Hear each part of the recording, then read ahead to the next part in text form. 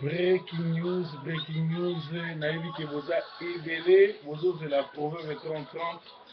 Sori na mwa retard parce que toza na matanga na Manchester, nauti kokota sikoyo, donc lelo toza jeudi le 7 mai, masolo ya Congo eza grave.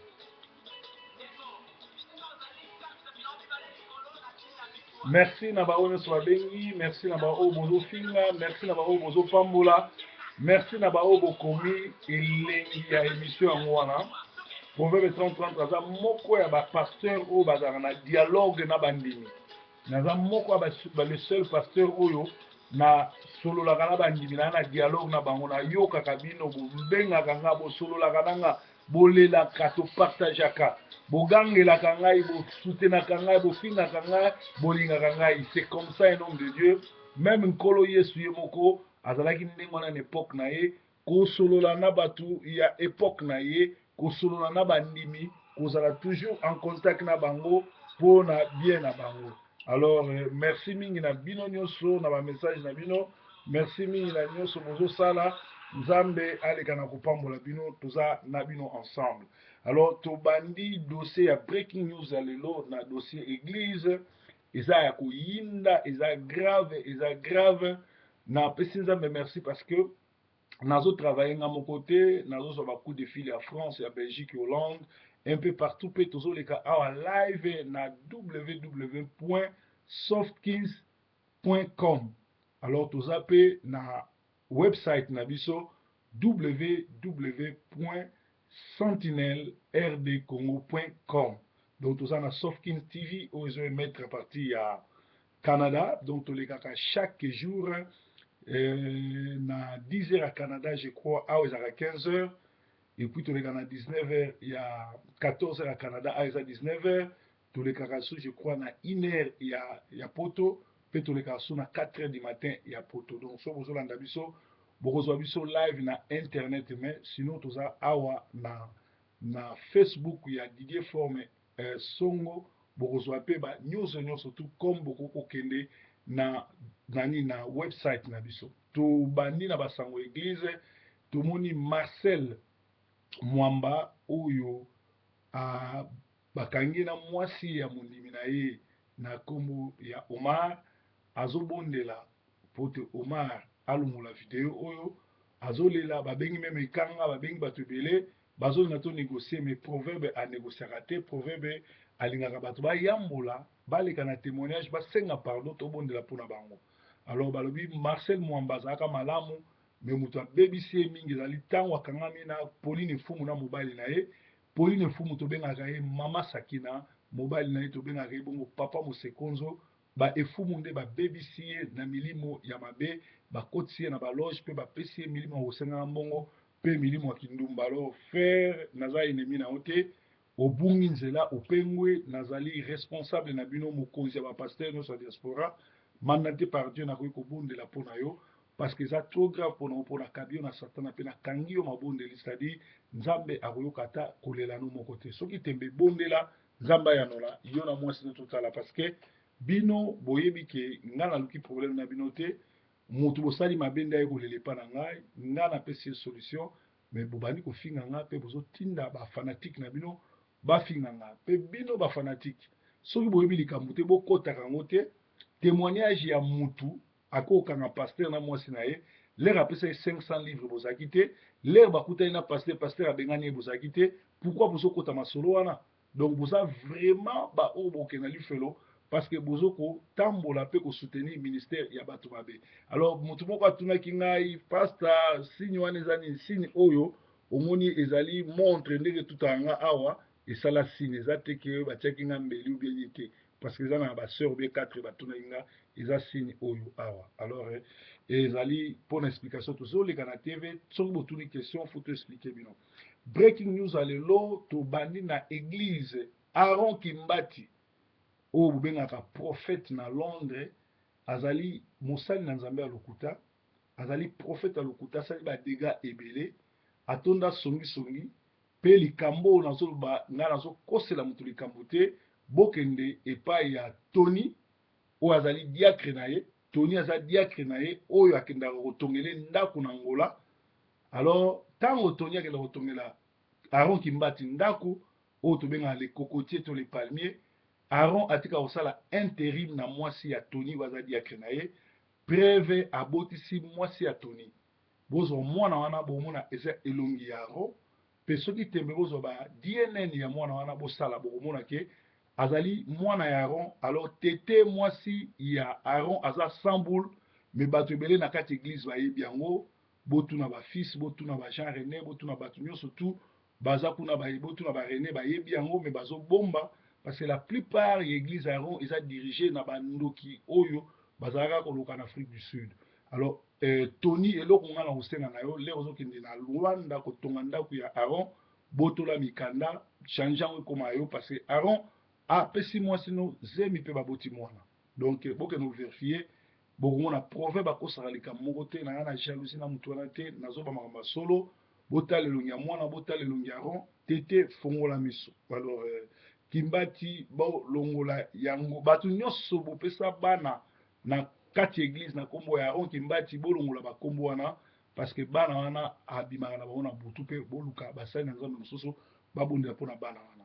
Alors na kati kaka ya église wana Iget Kudinga oyo azali ser ya Ikern Kudinga azali bongo makangu ya muto tobengi nani kisa MK oyo ezali bongo moko ya bato bapresentaka émission na Olive TV, donc Placide Kasanda. Alors Iget wana aza mama dirigeante na chorale oyo ya Aaron Kimbati, abimaka pe lisusu na Aaron Kimbati, abimaka pe lisusu na SK oyo nazoba a vérifier pour Jean-Claude Mukendi mutayebisaki ngango pour Jean-Claude Mukendi azala ba problème na Aaron afongolaki ngango bato ebele mpe bayebisi ngango Iget abimaka na Aaron, abimaka pe na nani na kisa Placide yango bomona abtiaka bamama nyonso église mal à l'aise po ye déjà abimaka na pasteur na bino. Donc bolongola ye na bokambi ya bachoral pe azobleduka lisusu Placide abalame, pourtant azaka susu na Aaron Kimbati oyo nazoloba bo vérifier bokomona yango. Donc nakosela moto makambo te bamama tout bozokende kuna boza sous la malédiction pe soki bobimi te ekozala mawa mingi. Pe apesa na kati église wana Aaron Kimbati apesa basi mibale ba prophétie ke bakobota bana basi wana babota bana mibali do ba prophétie ya lokuta. Peza na mama moko wana aumeli na église ya apesa prophétie ke akobota ti lelo abota te eloko moko te mpona kolakisa bino ke abuta lokuta parce que na Liverpool apesaka mwana mwasi moko prophétie ya 800 livres mbongo wana basanza ngo na compte na nga. Mwana mwasi wana aza na Liverpool na église ya Pasteur Thierry, nazwaka mbongo Aaron akotisa na compte na nga nakendaki kozongisa epa mwana mwasi wana me nabendaki 100 livres comme 10 ya mbongo ekotaki. Donc masolo nazobeta Pasteur Thierry à Liverpool ayebi, mwana mwasi wana ayebi, bato ebele bayebi masolo ya Didier à Liverpool ayebi ke nasalaki yango na récupéraki mbongo epa Aaron nakendaki kozongisa parce que apesaki mwana mwasi wana ba faux prophétie. Alors mwasi wana azozela kobota ça fait plus de 10 ans. Donc tolobaki ndenge wana mama Sakina yende abebisi Marcel do eza bongo Sakayosa botala na clip ya Denis Ngonde ya Matou Samuel plutôt na clip ya Matou Samuel na kombo ya Ekulusu bokomona ye abima danseur na clip wana apesaka mbongo po ayeba na mesimbaka te me asala clip wana lokola danseur. Fils Toko azali témoin. Et puis Sakayosa chaque dimanche azalaka na 2 kilte moko ateyaka oyo bino bolandaka na TV, mais l'air bakataka TV atangelaka bandimi kosenga mbongo mpe kolobelaka bango ke bango bapesaka proverbe 30-30 ma solo te bayaka kokritike proverbe 30-30. Lelo le 7 mai otikali na 28 jours soki ofuti mbongo te yebaki okoperdre ndako na TV pe chaîne ekokangama me kotanga kombo ya proverbe te pe ntango yo dimanche ozokata TV kotanga kombo ya proverbe te eza na kati ya bandimi wana mingi baya bafana na nga bapesa nga bainformation bayaka kosambela na yo te me bayaka kozwa bainformation oyo elekaka kuna.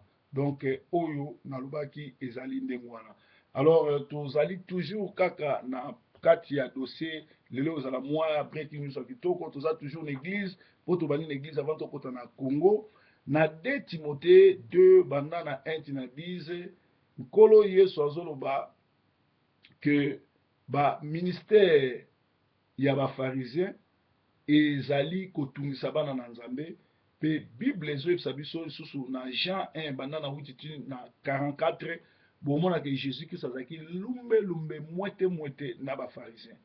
Alors normalement il fallait natanga verset biblique oyo mais lokola temps eza te boke notanga 2 Timothée banda na 2 Timothée 2 1 à 10 bokomona makambo nini Bible ezoloba tokomi na ntango asuka na ntango oyo bato bakolanda mingi baprofete ya lokuta bakolanda mingi basataniste o banganga mingi bakota na kati église bakoya na kombo na Nzambe na bamiracle me bakozala bato ya lokuta. Alors na Jean 8 1 à 41 totiaka 1 à 52 bokomona ke Jésus azo kotelemela lumbe 3 ans na bafarisien na basadducéen. C'est ce que le Seigneur m'a donné comme vision ya kotelemelaka misala nyonso ya satana kodenonse bango kobimisa bana na Nzambe libanda bino mo bomoni combien bobengi nga na kopambola mosala oyo nazosala mpe nazobunda contre bas esprits mauvais contre ba démons contre ba prince de ce monde de ténèbres oyo bayaka na butu kodétruire kobunda na nga me na ngolu na Nzambe nde nazolonga parce que epa na nga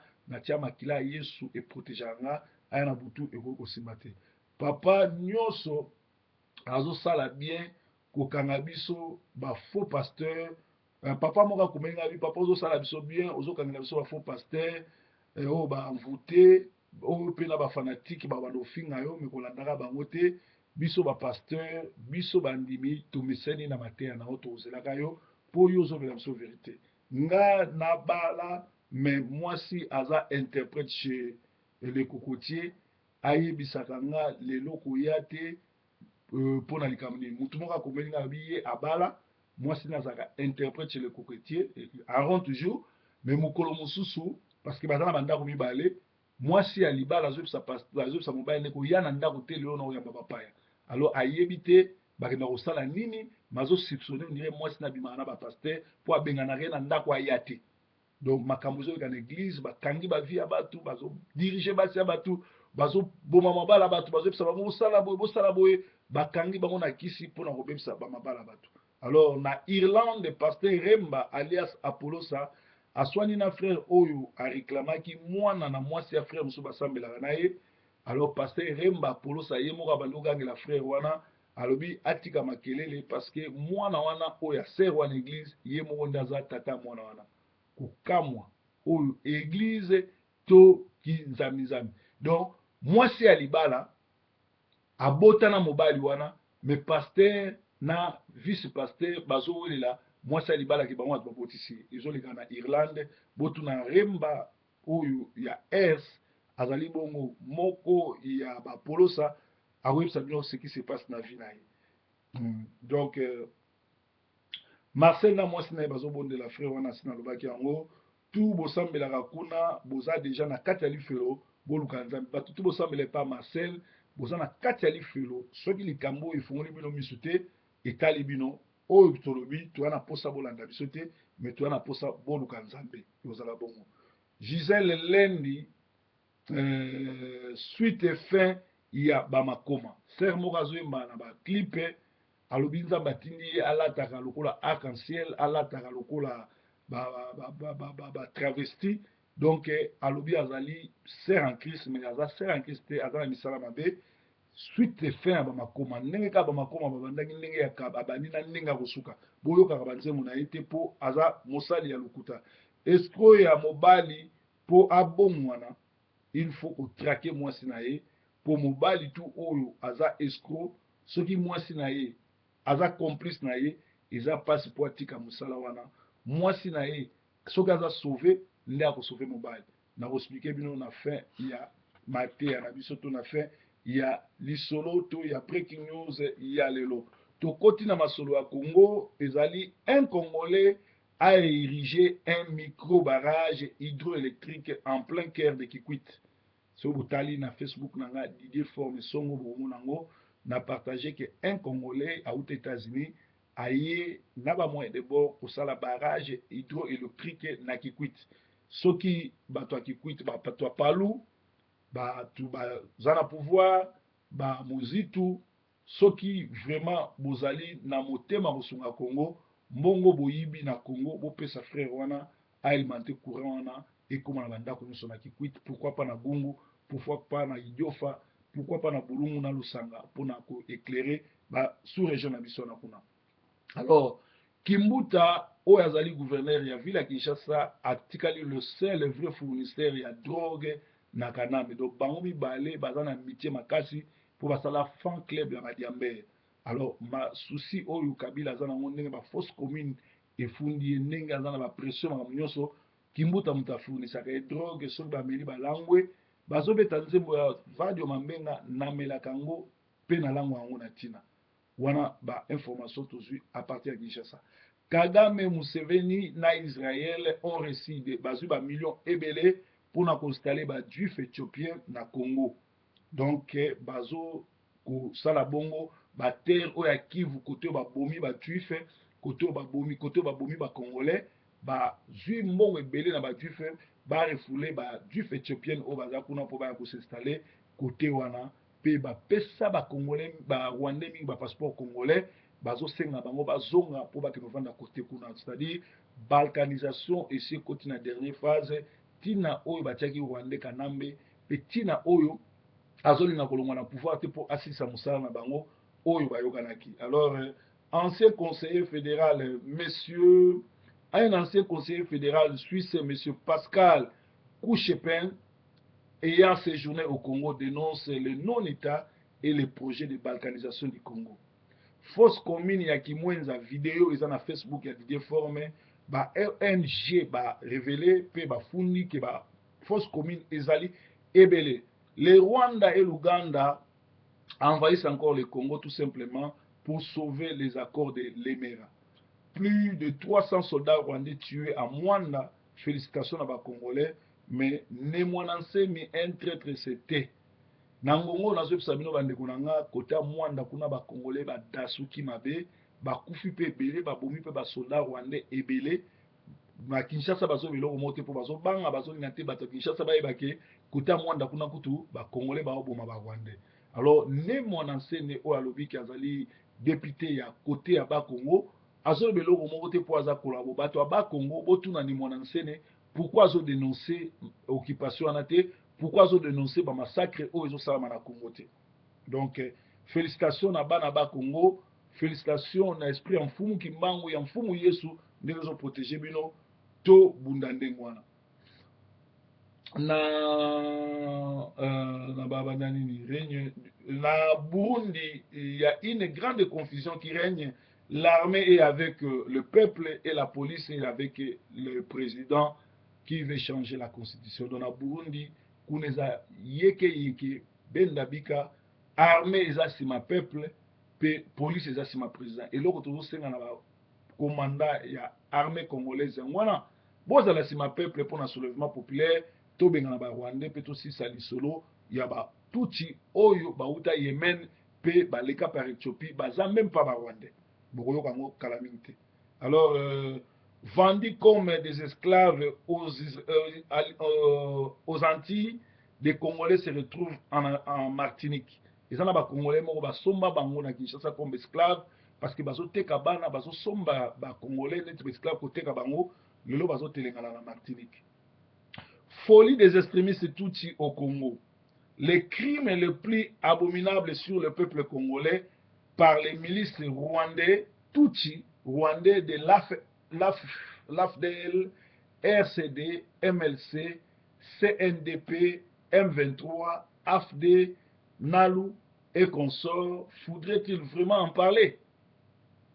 Ba crime ya ba rwandais na mboka Congo, ba yaki na kombo ya AFDL, ba komi RCD, ba wana moko ba MLC, ba wana moko ba CNDP, o esika nani kisa Mendele Tchakou Aouta, ba M23, ba AFDL, NALU et consorts. Est-ce que Toko Kolobelango? Certainement, nous en reparlerons lorsque notre classe politique malade sera mise hors d'état de nuire et cette imposture sera balayée. Et ce n'est pas le belango, peut le belango, tant classe politique na biso, où ils sont malades, où ils sont médiocres, ils ont la médiocrité, tant où batouana surtout, hors d'état de nuire, les impostures wana surtout ils ont la balayer.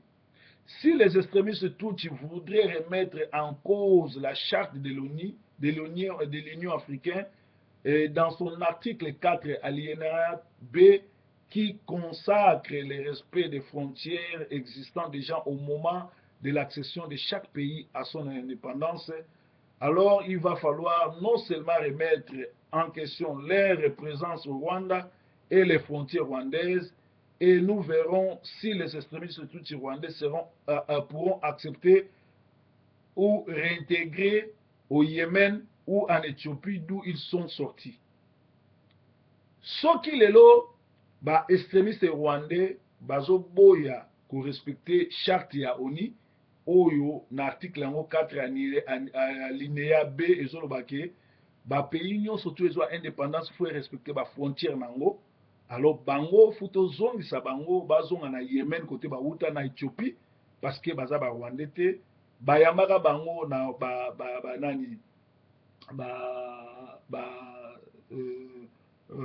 oyo bayambaka bango na frontière wana tozotanga yango na français mpe toexplike na lingala mpo bauta na Yemen baza baextrémiste donc baza baterroriste ndenge bazoboma kota ya Yemen ndenge mpe baye nango na Kinshasa. Tous les Rwandais seront acceptés ou réintégrés au Yémen ou rentrés au Yémen ou en Éthiopie d'où ils sont sortis.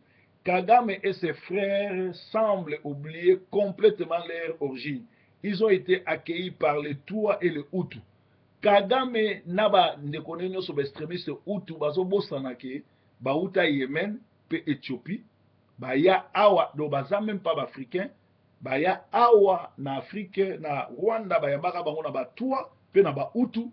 Alors lelo balingi ba exterminer ba Hutu balingi ba botola bato mboka pe makambo ezoleka même lelo ba na Bujumbura kuna ezalika ba Hutu tuti bato bazosala yango basi bazwi Centrafrique, c'est comme Burundi. Voilà comment l'on voudrait imposer au peuple congolais à faire de Rouberois, l'ancien président des étudiants rwandais à Lubumbashi, à l'université de Lubumbashi, un citoyen congolais autochtone d'une tribu créée par l'imagination de Paul Kagame. Voilà comment Mosé Laurent Désiré Kabila a fait de Kamere, Kabarebe et Bizima congolais. Voilà comment Bisengemana a floué Mobutu et donné la nationalité aux multitudes de Rwandais. Donc, Toyito Lobaboye, bomoni ndenge nini bazo boto la nationalité congolaise na makasi, ndenge nini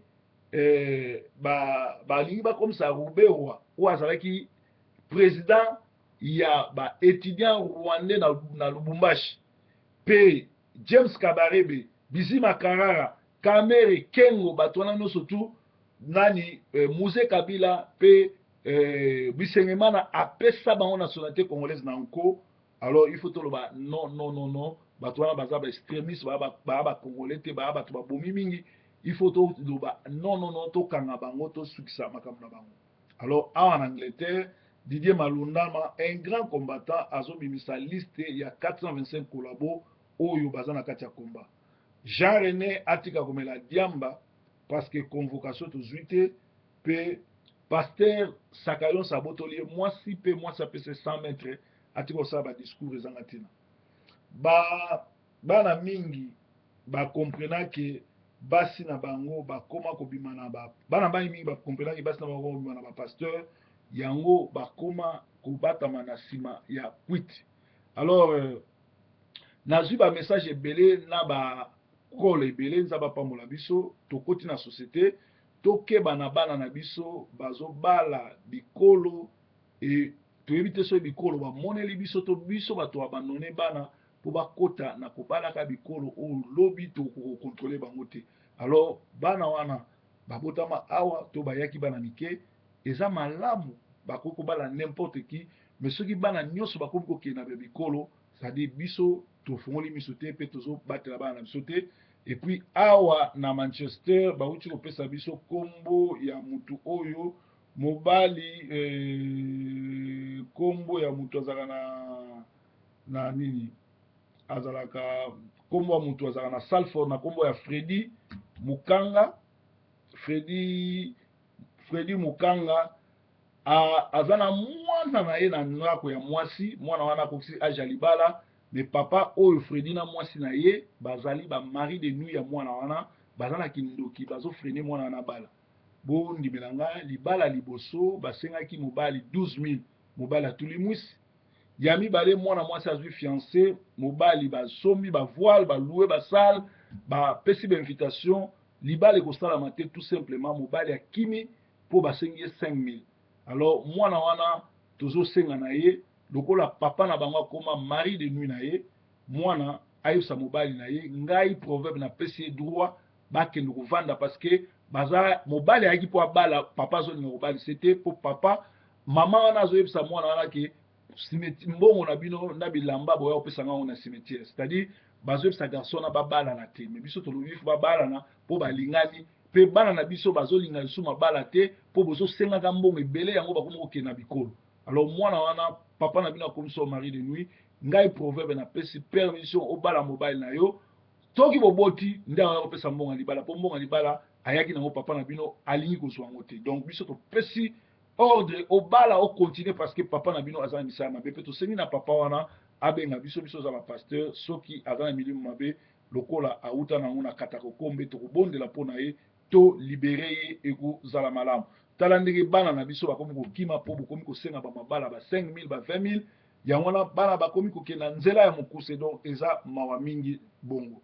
Alors tolobaki lisusu soki mutu ayambi yo chez ye oza na chance mutu ayamba o na ndako na ye, alors oza na aussi longtemps ozovanda na ndako wana il faut contribuer na courant na gaz kolia eza important pe ekosunga yo ovanda bien na mwasi ya mokolo ndako wana. Okoki kocontribue te soki ozosala te, okoki kocontribue te soki outi kolia sika, mais teke okomi kosala ekozala malamu osombaka courant, ekozala malamu oparticipe na biloko ya kolia na kosomba mpe nini gaz, sinon okozwa problème na mwana mwasi oyo mama mokolo ndako wana. Mpe lisusu soki bapesi yo chambre il faut yebaka eza ndako no te eza ndako ya bapaya, tiaka miziki sololaka na se po eza epa na yo te, respectaka bakolo ndako mpe chambre na yo fongolaka bafenetre tiaka parfum ekozala malamu. Soki okoti na salle de bain koutilize kinyuka ya bato bayambi yo te, somba linyuka na yo, somba savon na yo, somba bagilete na yo, okoumela mingi na ndako wana. Mais soki olingi kosalaki kinoiserie ozocontribue na eloko moko te, omosala no kaka kodepense koutilize ekobeba na yango moni basi mingi bazopesaka bato ba 100 mètres. Donc wana ezalaki conseil soki oyo kovanda chez mutu il faut outilisaka savon na yo moko mpe babrosse à dents na yo moko ekozala malamu. Alors bima solo bien solo parfum zalaka na respect ekozala malamu. Bino mpe so boyambi mopaya botia à l'aise parce que aza ndeko na bino bobetisa ye lipaku te. Alors tolobi ete Job Lendokiski awuti kobima hôpital parce que amelaki ya nkoro asombaki chez Pirie tala mokolo lokola tata ndenge wana azose respecte te na ba ankoro. Alors si IDPS va au dialogue, on aura plusieurs IDPS et celui de Matamata alias Félix ressemblera à un petit rassemblement tribal et familial qu'à un parti politique. Il est temps que Matamata revienne à la raison. To vote biso nyonso lelo baleba David Cameroun aza kata to kata ye parce que kata biso ba bénéfice. Lelo tozo bima to ke no voter to voter biso nyonso 1000 bandes na baleba. Alors toloba qui était Bible lobi celui qui trouve une femme trouve le bonheur. Alors soki olingi escroquerie ya mobile esila soki bazo escroquer na mwasi na eza pasi mingi po esila. Po eza na basi mususu soka talika mobile ne batale déjà mobile o escroc mwasi escroc azoyeba déjà ke mobile azoba ke no longola biloko wana nzungu ke no longola parfait wana sala bo mais soki mwasi abongwami arbono tia mobile ne pression atika moyibi atika kiyangi. Alors mibali nyonso bazana basi oyo babongoma te basi ya miyibi eza pasi mpo batika moyibi. Mais soki mwasi abongwami abando tia mobali ne makelele atika moyibi. Breaking news, oteyami